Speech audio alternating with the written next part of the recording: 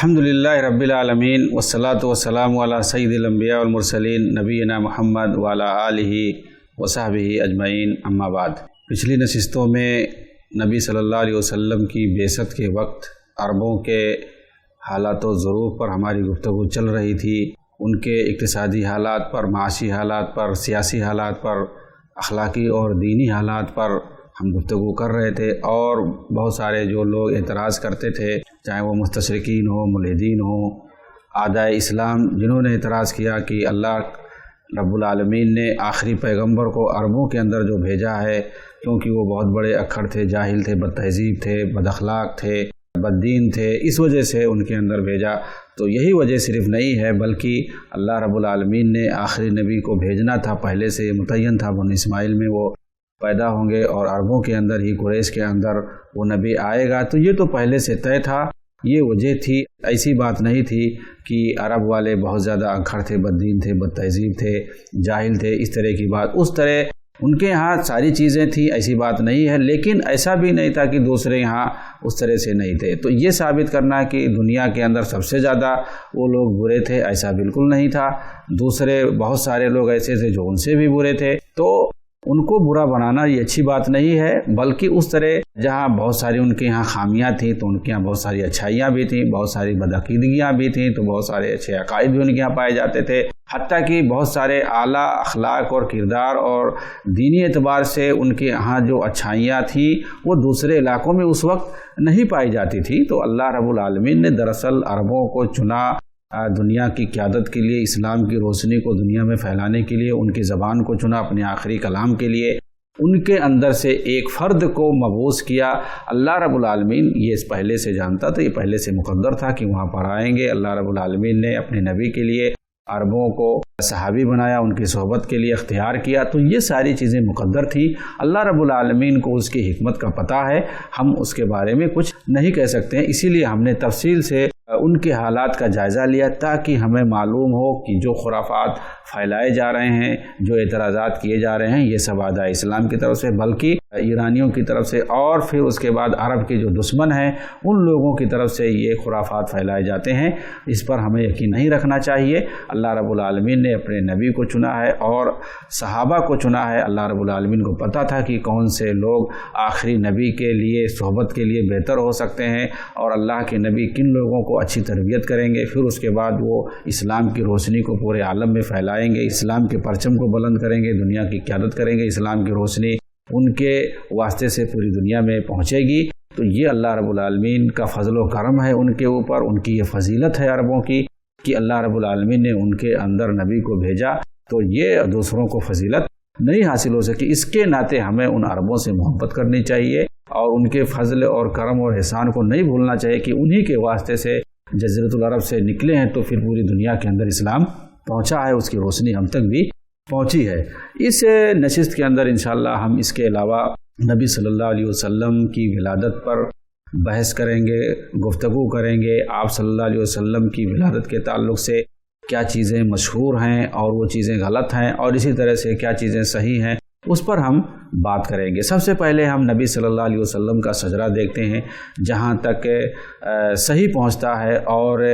جو علم الانساب کے ماہرین ہیں ان کے نزدیک جو نبی صلی اللہ علیہ وسلم کا شجرہ 21 پیڑھی تک جا کر کے معاذ ابن عدنان تک ملتا ہے، اس کے بعد اللہ کے رسول نے فرمایا، جیسا کہ بعض روایتوں میں آتا ہے کذب النسابون، کہ اس کے بعد معاذ ابن عدنان کے بعد جو علم الانساب کے ماہرین ہیں ان لوگوں نے جھوٹ بات کی، یعنی یہاں تک جو ہے نسب ثابت ہے، ورنہ لوگوں نے تو نبی صلی اللہ علیہ وسلم کا نسب حضرت آدم تک لے جا کر کے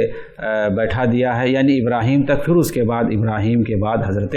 آدم تک۔ لیکن صحیح بات جو یہ ہے کہ معاذ ابن عدنان تک نبی صلی اللہ علیہ وسلم کا شجرہ بالکل صحیح، اس کے اندر کوئی خامی نہیں ہے، کوئی غلط نہیں ہے، کوئی جھوٹ نہیں، لیکن اس کے بعد پتہ نہیں ہے، کیونکہ حدیث کے اندر آتا ہے کہ علم الانساب کے جو ماہرین ہیں اس کے بعد آگے انہوں نے جھوٹ کا کچھ شائبہ داخل کیا ہے۔ وہ آپ صلی اللہ علیہ وسلم کا شجرہ جو ہے، جو کہ مبارک شجرہ ہے، نسب نامہ، اس کو یاد رکھنا چاہیے، ہر مسلمان کو یاد رکھنا چاہیے، کم سے کم جہاں تک صحیح اور درست ہے، 21 پیڑھی تک معاذ ابن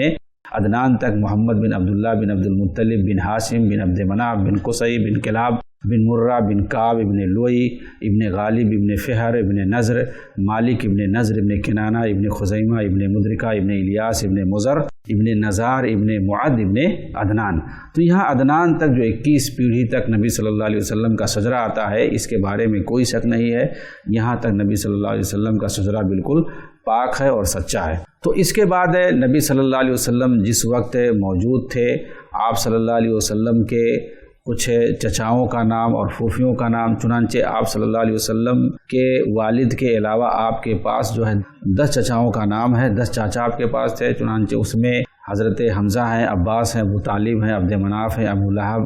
عبد العزیٰ، مقوم، زرار، عبد الکعبہ، مغیرہ، غیداق اور حارث، یہ سارے 10 چاچا تھے آپ کے۔ ابن حجر نے فتح الباری کے اندر لکھا ہے، ان چچاؤں پر تبصرہ کرتے ہوئے لکھا ہے کہ بعثت کے وقت ان 10 میں سے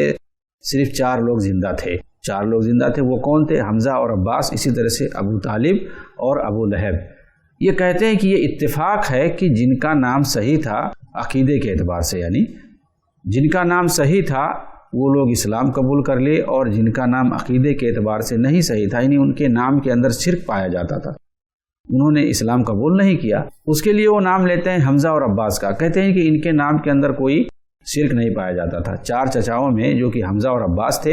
اور اسی طرح سے ابو لہب اور ابو طالب۔ تو ابو طالب جن کا نام عبد مناف تھا، عبد مناف ظاہر سی بات ہے مناف بدھ کا نام تھا، یعنی مناف کے بندے، اور ابو لہب کا اصلی نام، یہ تو ابو لہب جو تھا اس کی کنیت تھی، بلکہ اس کے لقب کو جہاں بتاتے ہیں لوگ، عبد العزیٰ اس کا اصلی نام، یعنی عزیٰ کا بندہ، عزیٰ ظاہر سی بات ہے ان کے یہاں ایک بت تھا۔ تو کہتے ہیں کہ ان دونوں کے نام کے اندر شرک پایا جاتا تھا، چاہے وہ ابو طالب ہو یا اسی طرح سے ابو لہب، دونوں کے نام میں شرکیہ کلمات پائے، یعنی ان کا نام شرکیہ تھا، اسی لیے وہ لوگ دونوں کفر اور شرک کی حالت میں مرے ہیں، ان کی وفات ہوئی ہے۔ ابو طالب کی بھی وفات شرک اور مطلب مشرکانہ نام تھا، تو کفر پر ان کی موت ہوئی ہے، اور بخاری کے اندر یہ روایت تفصیل سے آتی ہے، آئے گا انشاءاللہ اس کی بات ہم تفصیل سے بیان کریں گے۔ کہنے کا مطلب یہ خلاصہ کلام کہ جس وقت نبی صلی اللہ علیہ وسلم کی بعثت ہوئی تھی، اس وقت آپ کے 4 چچا موجود تھے 10 میں سے، اس میں سے 2 اسلام لائے تھے، وہ حمزہ اور عباس ہیں، اور 2 کفر کی حالت میں مرے تھے، ان میں سے ایک ابو طالب ہیں، اور اسی طرح سے دوسرا ابو لہب۔ ابن حجر نے اس کی توجیہ کی ہے، کوئی ضروری نہیں ہے۔ اسی طرح سے آپ کی پھوپھیوں میں صفیہ، عروہ، عاتقہ، ام حکیم، برہ اور امیمہ تھیں۔ صفیہ اسلام لائی تھی، عروہ اور عاتقہ کے بارے میں اختلاف پایا جاتا ہے، باقی جو دوسری پھوپھیاں تھیں ان کا انتقال حالت کفر میں ہوا ہے۔ نبی صلی اللہ علیہ وسلم کی جو نسب کی پاکیزگی ہے، مختلف روایتوں سے پتہ چلتا ہے کہ آپ کا نسب نامہ، آپ کا شجرہ بالکل پاک تھا، اس میں کہیں بھی زنا کا کوئی شائبہ نہیں تھا۔ لیکن اس تعلق سے نبی صلی اللہ علیہ وسلم کے اس نسب کی پاکیزگی کے تعلق سے ایک واقعہ بیان کیا جاتا ہے، لیکن وہ واقعہ صحیح ثابت نہیں ہے۔ کہا جاتا ہے کہ عبد المطلب نے جب عبداللہ کی شادی کرنا چاہیے نبی صلی اللہ علیہ وسلم کے والد کی، تو وہ کہیں جا رہے تھے، راستے میں ایک عورت جو قبیلے خسام کی تھی، فاطمہ ابن مر نام تھا اس کا، اس سے ملاقات ہو گئی۔ کہتے ہیں کہ وہ کاہنہ تھی، اپنے قبیلے کی وہ کاہنہ تھی۔ اس نے عبداللہ کی پیشانی پر نبوت کا نور دیکھ لیا۔ اس نے کیا کہا، اے نوجوان، کیا تو میرے ساتھ سو سکتا ہے؟ میں تجھے اس بدلے میں 100 اونٹ دوں گی۔ عبداللہ نے انکار کر دیا کہ نہیں، ایسا نہیں ہو سکتا ہے۔ اس کے بعد ان کی شادی ہو گئی۔ ایک مرتبہ وہ ایک راستے سے گزر رہے تھے کہ اسی کاہنہ سے ان کی ملاقات ہو گئی، تو اس نے کہا دیکھ کر کے کہ میں نے تم سے جو بات کہی تھی دراصل نور کی وجہ سے کہی تھی، تمہاری پیشانی پہ نور تھا تاکہ وہ مجھے مل جائے، مگر اللہ کو جہاں منظور تھا وہاں وہ نور پہنچ چکا ہے۔ یعنی نبی صلی اللہ علیہ وسلم کے والد کی پیشانی پر نور ثابت کیا جا رہا ہے۔ تو یہ واقعہ بیان کیا جاتا ہے، حالانکہ یہ واقعہ صحیح نہیں ہے۔ دکتور اکرم ضیاء عامری نے، جو کہ عراق کے ہیں، بہت بڑے محقق ہیں، انہوں نے کہا ہے کہ یہ روایت سندن اور متنن دونوں حیثیت سے صحیح نہیں ہے۔ اس کی وجہ بتاتے ہوئے وہ کہتے ہیں کہ اس واقعہ سے جڑی تمام روایتوں کو اگر اکٹھا کیا جائے، دیکھا جائے، تو اس میں کافی سند کے اعتبار سے تو بالکل نہیں صحیح ہے، متن کے اعتبار سے بھی اس روایت کے اندر کافی اضطراب پایا جاتا ہے، اختلاف پایا جاتا ہے۔ چنانچہ کسی روایت میں، یعنی مطلب یہ کہ اس واقعے کو مختلف روایتوں میں بیان کیا گیا ہے، تو کہتے ہیں سب کو اگر اکٹھا کر کے دیکھا جائے تو کافی اختلاف اور اضطراب پایا جاتا ہے۔ کسی روایت کے اندر عورت کو خسمیہ بتایا گیا ہے کہ مطلب یہ ہے کہ وہ قبیلہ بنو خسام کی تھی، تو کسی روایت کے اندر آتا ہے کہ وہ اسدیہ قریشیہ تھی، یعنی قبیلہ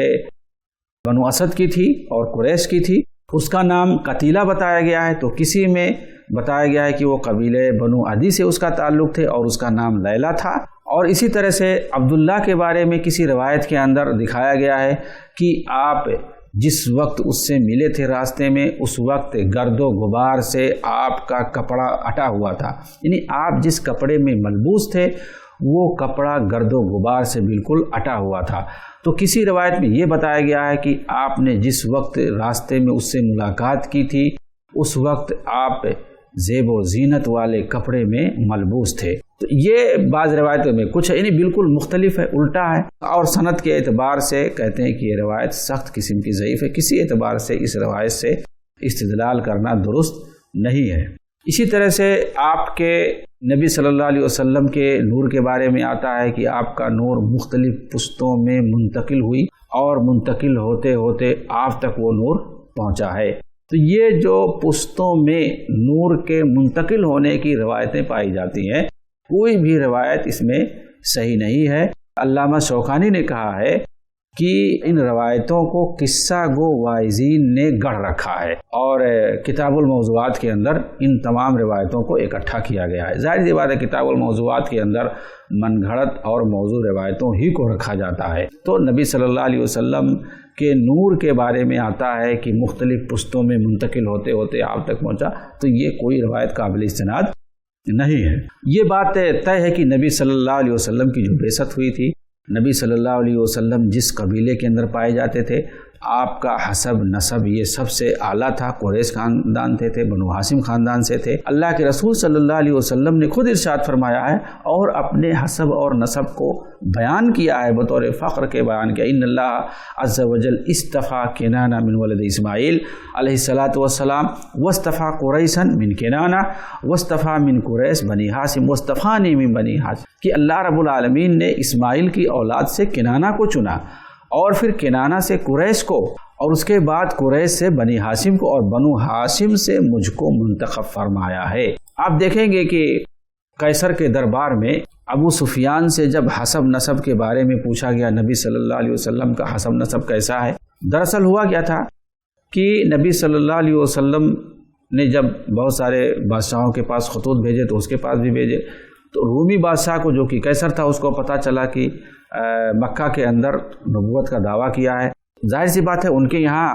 یہ پیشین گوئی موجود تھی کہ ایک نبی آنے والا ہے، تو اس نے جو عرب تاجر وہاں پر پہنچے ہوئے تھے، ابو سفیان بھی وہاں تھے اور بہت سارے عرب تاجرین تھے، سب کو اس نے بلایا اور نبی صلی اللہ علیہ وسلم کے بارے میں اس نے انٹرویو لیا، اور بہت سارے سوالات ہیں، صحیح بخاری کے اندر پوری روایت موجود ہے، اس میں اس نے ایک سوال یہ بھی کیا تھا کہ وہ نبی جو تمہارے اندر موجود ہے جس نے نبوت کا دعویٰ کیا ہے اس کا حسب نسب کیسا ہے۔ جیسے ایک سوال کیا کہ کیا جو لوگ اسلام ایک بار قبول کر لیتے ہیں، یعنی اس کے دین پر آ جاتے ہیں، تو کیا وہ پھر جاتے ہیں، چھوڑ دیتے ہیں؟ تو انہوں نے کہا کہ نہیں، کبھی نہیں چھوڑتے ہیں، ایک بار جو اسلام لے آئے چھوڑتا نہیں ہے۔ تو کہا بالکل ایسے ہی ہوتا ہے۔ پوچھا کہ جو ہے اس کو کیسے لوگ مانتے ہیں، کمزور لوگ زیادہ مان رہے ہیں یا اعلیٰ طبقے کے لوگ زیادہ مان رہے ہیں؟ تو کہا کہ کمزور طبقے کے۔ تو کہا کہ جب نبوت کا کوئی دعویٰ کرتا ہے تو زیادہ تر کمزور لوگ ہی اس کو مطلب جو سوال وہ کرتا تھا اور وہ بالکل وہ لوگ ایسے ہی جواب دیتے تھے، تو وہ سمجھ جاتا تھا کہ یہ چیز صحیح۔ اسی میں ایک سوال اس نے کیا کہ تمہارے اندر جو نبی آیا ہے اس کا خاندان کیسا ہے، اس کا حسب نسب کیسا ہے؟ تو ابو سفیان نے کہا کہ اس کا حسب نسب بہت اعلیٰ ہے۔ تو اس طرح سے، اور خود ظاہر سی بات ہے قریش خاندان کے تھے اللہ کے رسول صلی اللہ علیہ وسلم، تو یہ حسب نسب کا اظہار خود اللہ کے رسول نے کیا ہے۔ اور اسی طرح سے دوسری بہت ساری روایتوں سے پتہ چلتا ہے کہ خود کفار قریش بھی مجبور تھے نبی صلی اللہ علیہ وسلم کے حسب نسب کو لے کر کے، کہ اس کو بیان کرتے تھے ادھر ادھر۔ آخر اس کی کیا حکمت تھی، اس کے کیا فوائد تھے؟ کہتے ہیں کہ عربوں کا مزاج اور یہ رواج تھا کہ وہ کسی ایسے شخص کی بات جلدی نہیں سنتے تھے جو اعلیٰ نسب کا حامل نہ ہو، اس لیے اللہ تعالیٰ کی حکمت کا تقاضا ہوا کہ اس کا جو آخری نبی ہو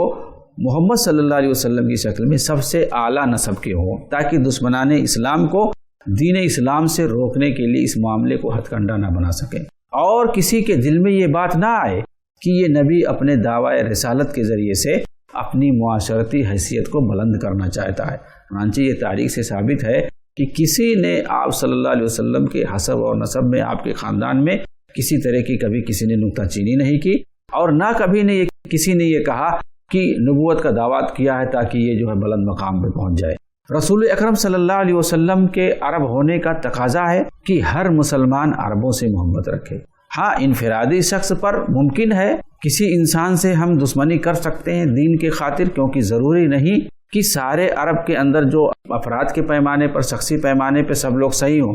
تو ہم فرداً یعنی انفرادی طور پر، شخصی طور پر کسی کے منحرف ہونے سے، کسی کے بدعقیدہ ہونے سے، کسی کے بددین ہونے سے ہم اس سے دشمنی کر سکتے ہیں، اس سے اختلاف کر سکتے ہیں، لیکن بحیثیت مجموعی عربوں سے ہمیں محبت کرنی چاہیے، کیونکہ ان کے اندر اللہ رب العالمین نے اپنے آخری پیغمبر کو بھیجا، اسی طرح سے ان کی زبان میں اپنے کلام پاک کو نازل کیا ہے، اس وجہ سے ہمیں ان سے محبت ہونی چاہیے۔ عربوں کے خلاف جو پروپیگنڈا کیا جاتا ہے، ان کے خلاف جو نفرت پھیلائی جاتی ہے، یہ اس میں دشمنان اسلام کا، اور اسی طرح سے جو عربوں کے دشمن ہیں، فارسی وغیرہ ہیں، وہ لوگ یہ سارے پروپیگنڈے پھیلاتے ہیں، ورنہ آپ دیکھیں گے اللہ رب العالمین نے ان کے اندر آخری پیغمبر کو چنا ہے، ان کی زبان میں اپنے قرآن کو نازل کیا ہے۔ لاکھوں صحابہ جو پائے جاتے تھے وہ سب عرب کے تھے، اور انہوں نے پورے اسلام کو پوری دنیا میں پھیلایا ہے، انہی سے پوری دنیا کو ہدایت ملی، وہ ذریعہ ثابت ہوئے، وسیلہ بنے ہیں۔ تو آخر جو صحابہ، اہل بیت، نبی، قرآن، یہ سب عرب اور عربیوں سے تعلق رکھتے ہیں، ان سے محبت رکھنا۔ آج بھی جتنا بھی دین کا ورثہ ہے، چاہے وہ قرآن ہو، حدیث ہو، تفسیر ہو، جتنی چیزیں ہیں، آپ کو ساری چیزیں ورثہ جو ملیں گی وہ سب عربی زبان میں ملیں گی۔ تو عربی زبان ہو، عربی زبان تو ہر مسلمان پر واجب ہے، سیکھنا فرض ہے۔ تو اس طرح سے عربی زبان ہو یا عرب والے ہوں، من حیث مجموعی اعتبار سے ہمیں ان کی برائی نہیں کرنی چاہیے، ان سے ہمیں محبت کرنی چاہیے۔ ہاں، ضروری نہیں کہ سارے لوگ جو ہے صحیح مسلک پہ ہوں، صحیح منہج پہ ہوں، صحیح دین پہ ہوں۔ ہاں، شخصی طور پر کسی سے آپ اختلاف کر سکتے ہیں۔ یہ اعلیٰ نسب میں نبی صلی اللہ علیہ وسلم کے ہونے کی حکمتیں بتائی جاتی تھیں۔ بیر زمزم کی کھدائی کا معاملہ جو آتا ہے نبی صلی اللہ علیہ وسلم کی ولادت سے، چونکہ وہ جڑا ہوا ہے، اصل میں یہ ہوا تھا کہ عبد المطلب نے 4 رات مسلسل خواب دیکھا۔ اس میں یہ دکھایا گیا کہ وہ زمزم کھود رہے ہیں، زمزم کا کنواں کھود رہے ہیں۔ زمزم کا کنواں کھود رہے ہیں مطلب اس کا کیا؟ اصل میں ہوا کیا تھا، جو قبیلے جرہم کے لوگ تھے، وہ لوگ جب وہاں سے مکہ سے جانے لگے، قبیلے خزاع نے ان سے لڑائی کی تھی، ان کو بھگا دیا مار کر کے، اور خزاع کا قبضہ ہو گیا۔ تو ان لوگوں نے زمزم کو دفن کر دیا تھا، اس طرح سے زمزم کا کنواں جو تھا وہ بند ہو گیا تھا۔ تو کہتے ہیں کہ عبد المطلب کو 4 رات تک مسلسل خواب دکھایا گیا، اور جگہ کی تعین کی گئی، اور وہاں پر انہوں نے جا کر کے وہ کنواں کھودا۔ تو اس طرح سے کہتے ہیں کہ وہاں پر کچھ تلوار ملے، سونے کے تلوار ملے، اور اسی طرح سے مور ملا، ہرن ملا جو سونے کا سا تھا۔ تو انہوں نے کیا کیا، وہ سب سونا نکال کر کے دروازہ بنا دیا اس طرح سے، اور خانے کعبہ کے اندر جو زیورات وغیرہ ملے تھے وہ سب سونے کے جو خزانے تھے وہاں پر رکھ دیا۔ اور اس وقت قریش کے بعض قبائل نے اعتراض کیا تھا اور کہا کہ بھائی ہمیں بھی اس میں شامل کیا جائے، تو انہوں نے انکار کیا کہ نہیں، ہم نہیں کسی کو شامل کر سکتے ہیں۔ تو کہتے ہیں کہ اس وقت عبد المطلب نے باقاعدہ نظر مانی تھی کہ اگر اللہ تعالیٰ انہیں 10 فرزند عطا فرمائے گا تو وہ ایک کو کعبہ کے پاس اللہ کی راہ میں قربان کر دیں گے۔ اور ہوا بھی ایسا کہ اللہ رب العالمین نے ان کو 10 اولاد سے نوازا، عبد المطلب کو، جیسا کہ ابھی بیان کیا گیا۔ انہوں نے کیا کیا، قربان کرنے کے لیے تو کسی کا نام نہیں لیا تھا، جب قربان کرنا ہوا تو اپنی نظر کو جب پورا کرنا ہوا اور 10 لڑکے جب ان کو پیدا ہو گئے تو کہتے ہیں کہ ایک کاہنہ کے پاس گئے اور انہوں نے کہا کہ بھئی آخر کیا کیا جائے۔ تو اس کے لیے اس نے طریقہ بتایا کہ ایک لڑکے کا نام لیا جائے اور اس کے بعد تیر نکالی جائے، جس کا نام اگر آئے گا تو اسی کو قربان کر دیا جائے گا۔ تو کہتے ہیں کہ ان 10 میں سے عبداللہ کا نام آتا تھا، پھر ان کو زیادہ محبت تھی تو وہ باز آ جاتے تھے۔ لیکن